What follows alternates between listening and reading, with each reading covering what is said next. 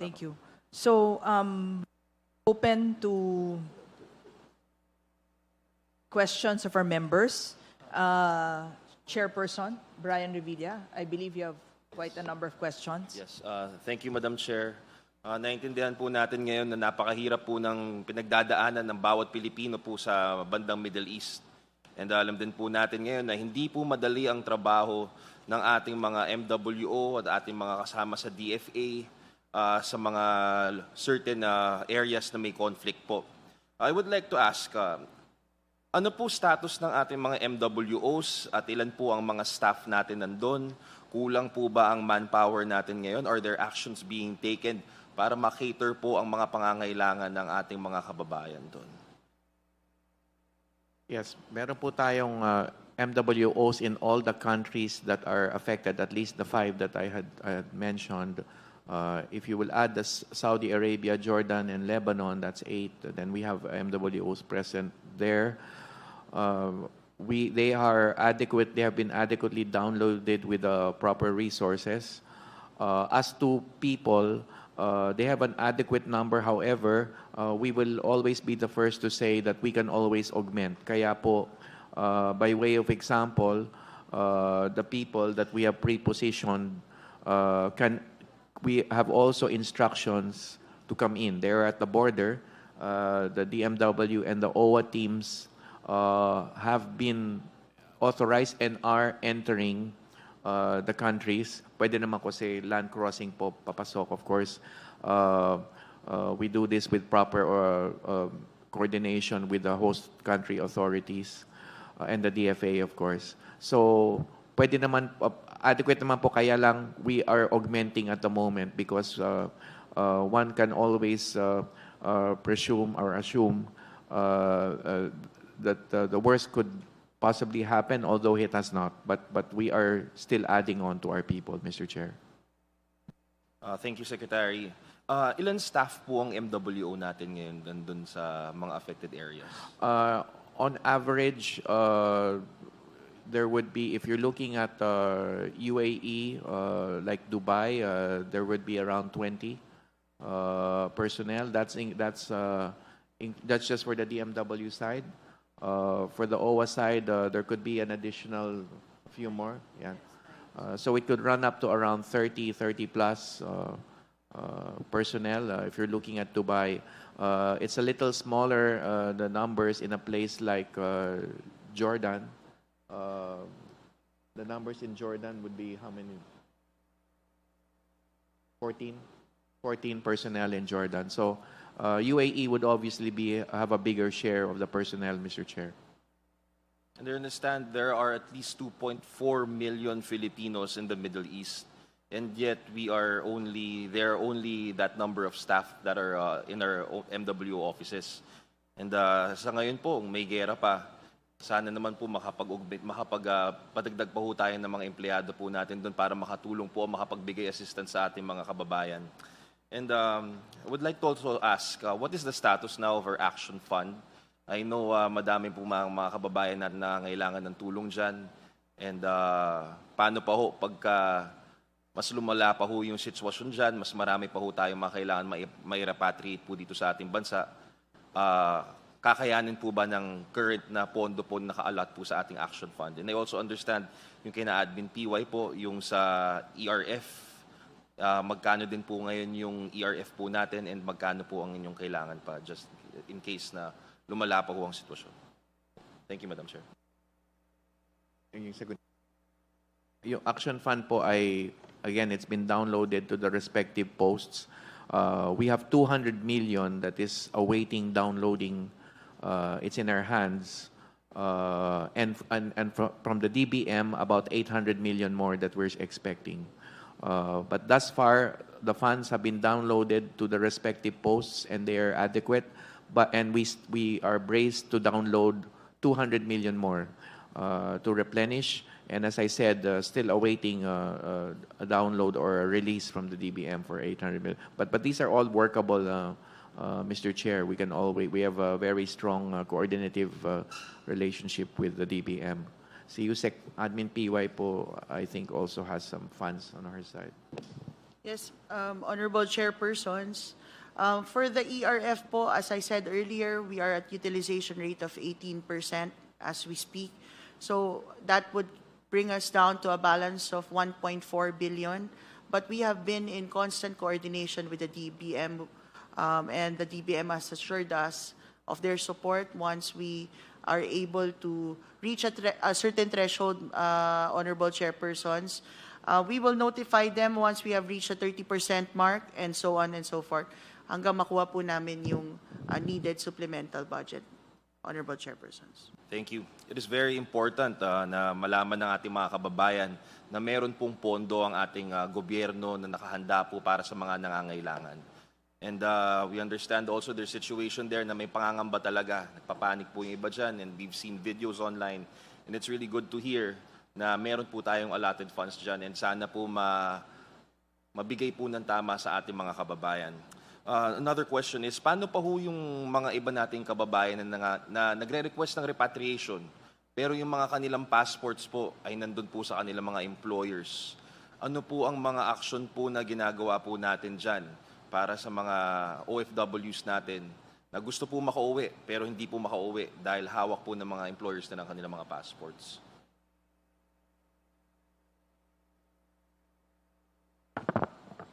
Yusek?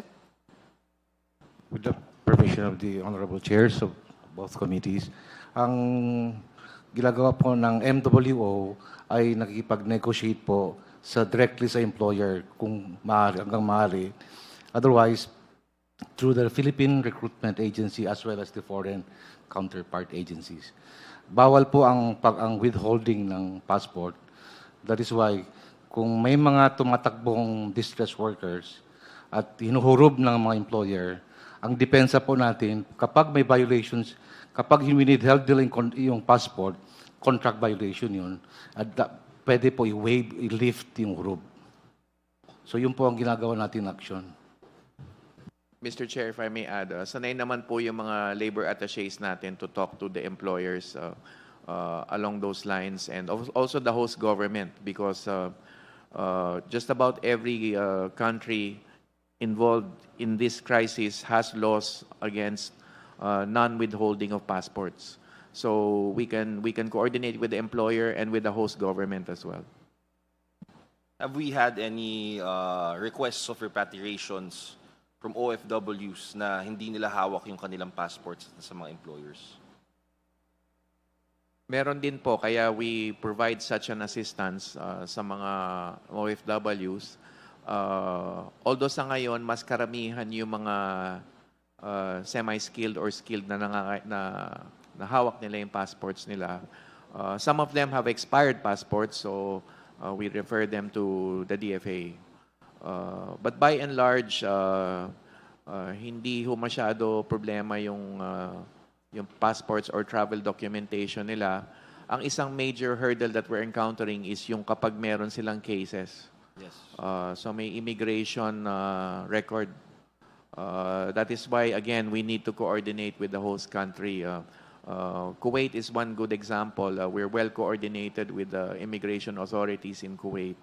So, for instance, itong 50 that we are bracing to clear out of Kuwait, we are well coordinated with the Kuwaiti immigration authorities to clear some of them who have an immigration record. Thank you, Secretary. Thank you, Madam Chair. Another question po, last question ko na lang po. Paano pa po itong mga bagong deployed natin ng mga OFWs na stranded po? Is there any assistance being given to them by our national government and your office para sa mga na-stranded po sa mga airports? May mga iba ba po dyan na mga napauwi na po ba? Have some others requested to stay? Do we have any updates on the cases of those OFWs? Yes. We've, as I mentioned, since day one, kami ni Admin PY were at the airport. Kasi doon talaga naramdaman yung mga nakansilang flights at nandoon sila lahat. Thankfully, may OFW lounge. So, run by the OWA. So, doon namin sila dinala, nakita, nadatnan, at doon na-assist. And since day one, we've been mindful of those who need the assistance. Lalo na yung mga taga-probinsya na nasa Maynila at kailangan makauwi. Merong iba na we had to convince na umuwi. Kasi ayaw pa nila umuwi. Inaasahan pa na nababakasakali pa. So we had to talk to them and give them the necessary assistance and the accommodation, transport kina Admin PY yun sa OWA. Yeah. With the permission of the Secretary, just to add to that, on-site, dito po sa atin, sa ating bansa, nakatulong na po tayo sa around 2,192 na mga kababayan natin na avail of our lounge help desk, yung ating pong sa transportation assistance, halos 628 po ang na-providean po ng team po natin sa OWA ng pamasahe, whether that's airfare to Mindanao, Visayas, parts of Luzon, or land transportation. Nag-provide din po tayo ng 558 na hotel sa mga OFWs for hotel accommodation. Madagdag ko lang po ito yung sinabi ni Secretary. Meron tayo po mga kababayan na nag-aantay po ng email or tawag mula sa mga airlines at habang po nag-aantay sila, ayaw po nila umuwi. So tayo po ay ino-hotel po natin sila ng OWA. Ngunit sabi natin, kung makatatlong araw na po at wala pa rin pong ihahatid na po natin sa kanilang mga probinsya. Yung iba po ayaw po, Honorable Chairpersons, kahit po sarado yung airspace. Madagdag ko rin po, our teams, yung ating one country team, tayo rin po abroad, marami rin pong mga airlines na nagka-cancel. At unfortunately po, yung ating mga kababayan, hindi na po provide ng airline, ng ibang airline ng hotel accommodation. Meron po nag-cancel na airline sa Saudi Arabia na ang pamahalaan po natin ang nag-provide ng hotel accommodation to over 150 po ng ating mga kababayan. At hanggang ngayon po, pahirapan pa rin po ang rebooking nito. May mga visa concerns na rin kasi meron lang pong length of time na pwede. Kaya ganito po ang hindi lang po airport assistance or hotel accommodations ang binibigay natin pag na-stranded sila dito, kundi po kahit abroad, kahit sila pa po ang bumili ng ticket nila kasi marami po dyan, nakaschedule na talaga yung flight. Pag kinancel po, hindi po nagpo-provide ang ibang airline ng hotel accommodation. Hindi lang po yan sa Middle East. Meron pong mga cancellation na nangyari sa Hong Kong, sa Singapore, sa Kuala Lumpur, na ang pamahalaan po natin ang nag-provide ng hotel accommodation at ticket pabalik sa Pilipinas para sa ating pong mga OFWs. Magkano po yung binibigay natin na budget ngayon sa mga OFWs natin, mga na naipit o na stranded sa airport sa ibang bansa ngayong sa gitna ng gera? Hindi, siguro po I'll answer on the part of OWA, Mr. Chair. Nagpo-provide po tayo ng hotel accommodation. Yes. Nagpo-provide po tayo ng ticket pabalik ng Maynila. Pero meron po tayong ibang mga kababayan, ang gusto po nila, siguraduhin na makabalik po sila sa Dubai, sa Doha. Kaso po, ang repatriation kasi na ticket, pabalik po ng Maynila. So we're telling them kung wala pa pong assurance on the part of their airline of choice na may flight papunta po sa Middle East, ang OWA po ay ready to provide the ticket pabalik. And on top of that, ang Department of Migrant Workers through the Action Fund, nagpo-provide po ng cash assistance at iba pa pong assistance na pinibigay namin on-site. Yung, sa Hong Kong po ay lahat po nakabalik na sa Pilipinas or nakabook na po ng flight sa Dubai. Ngayon po, ang existing po namin na concern ay yung pong cancellation ng ibang airlines sa Saudi Arabia. Yan po ang aming ongoing na binibigyan ng assistance ngayon. Thank you, Madam PY. Follow-up, last question na lang po kay Yusek Rasul. Back to the question po dun sa yung mga kinukunan po ng passport ng mga employers. Paano kung hindi po nakipag-cooperate si employer at hindi po binalik yung passport?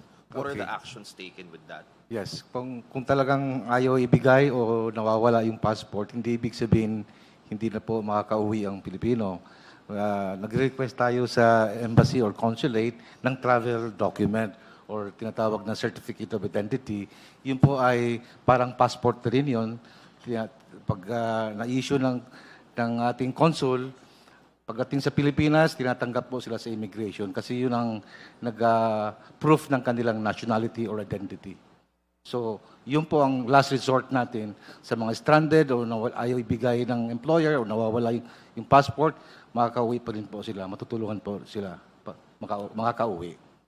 Okay. Thank you, Yusek. I believe that madami pa mga miyembro po na magtatanong. I would like to thank our chairperson sa pagbibigay po sa pagkakataon na makapagtanong po sa ating mga resource persons.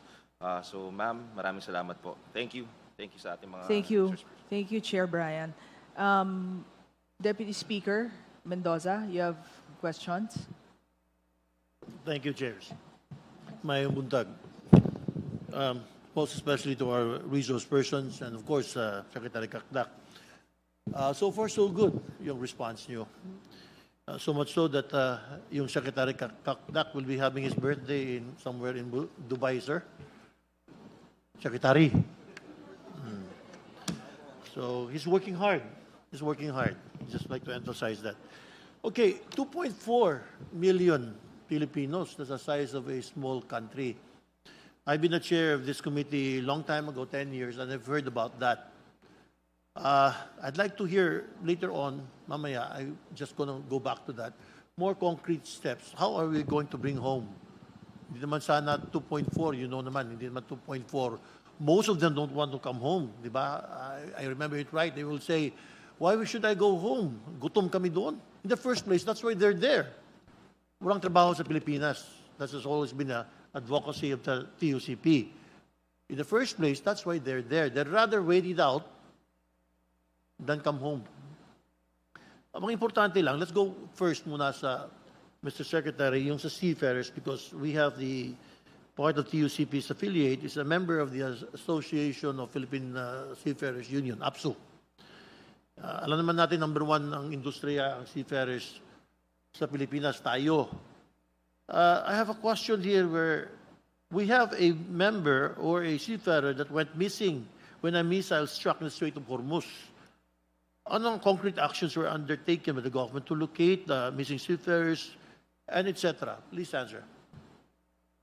Yes, we do have, unfortunately, sa kinasamaang palad, we have a seafarer who was in a tugboat. It was a tugboat in the Strait of Hormuz that was helping a ship that was attacked. And in so doing, nandun yung kababayan natin and na-atake yung tugboat. And since then, he has been missing. There are survivors and there are fatalities from that tugboat attack, missile attack. Right now, we have been coordinating with the Omani side. The Omani Navy, as we understand it, is doing the search and rescue. However, there are accounts of those who have been taken into custody, meaning rescued, and even human remains of others who have been recovered. But it so happens that it is just him who could not be located, and there are many possibilities and theories that are put forward, but we are in touch with the family, the wife and the children. Admin PY and our teams have been on the ground since the moment we learned about this unfortunate incident, and so rest assured, based also on the directive of the President to take care of families, we are helping, hand-holding the family through this difficult process. But yes, we are coordinated with the authorities who are seeking, still searching. However, Mr. Secretary, he has not do we been have, located. I'm sorry, sir. Do we have a name and taga-saan siya? Yes, we do have a name, and we do know the origin of the. Anong, do you have a name or what province does he come from? Ang dami ng mga congs.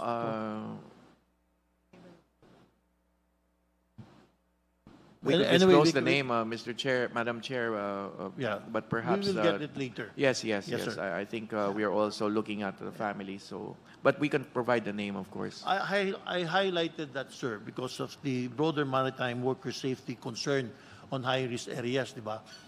A seaman, di ba, they have what they call the right to sail, the right to refuse to sail. So, that's a fundamental. So, do we agree? Even the industry agrees and of course, DMW and the government agencies where that right exists, the right to refuse to sail. Kung high-risk areas, a seaman can say no because, I believe that that's a war conflict area, di ba? So, klaro yan. But Yeah. that being said, yung enforcement lang. Question, what mechanisms are in place to ensure that that seafarer or the seafarer who exercise that right are protected from retaliation, blacklisting, or loss of employment, sir? First of all, Mr. Chair, we have been monitoring through the licensed manning agencies and ship owners, ships that are traversing or navigating around the area.